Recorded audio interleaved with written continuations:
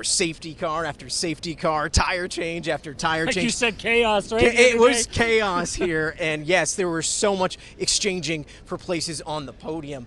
Max, absolute deserved win here, absolutely dominant, but it really was about everyone up top there. Oh, 100%. I mean, I would say there was probably 4 other drivers who could have been in contention for a race victory here today. It was an amazing race. I think it's one of the best we've seen so far this season, but I think this race in particular shows you just how good Max Verstappen is, because they were not the dominant car this weekend. They just weren't. It was such up and down for them that Max really had to pull this one out. Even when we heard him on the radio talking about just how difficult the suspension was on the car, he had to drive the thing differently just to try and extract some pace. And then he crosses the finish line with just over 3 seconds of a gap to Lando Norris, who was chasing him down. Yeah, complaining that suspension, then he got the fastest lap right after it in very pure Max form there.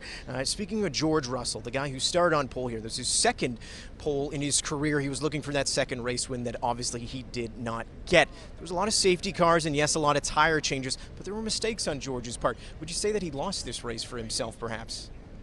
Yeah, I mean, talking to him earlier in the media pen, like he was pretty upset with himself. I think that they were the fastest team here this weekend. I think also George was the fastest driver in this particular race, but due to some errors that really costed him the race victory here, because honestly, Z, I think if he doesn't make the mistakes that he does, we're talking about a different race winner.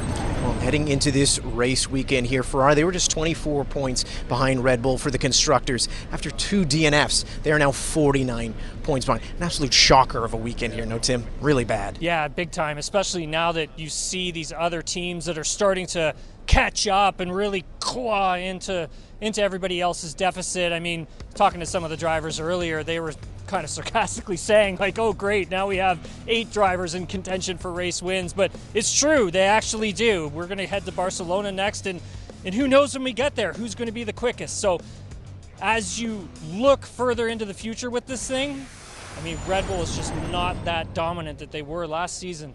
Well, speaking of dominance again, yes, that's 3 in a row for Max, but it's 5 for Red Bull here in Canada, which puts them just 1 past Mercedes, who has 4.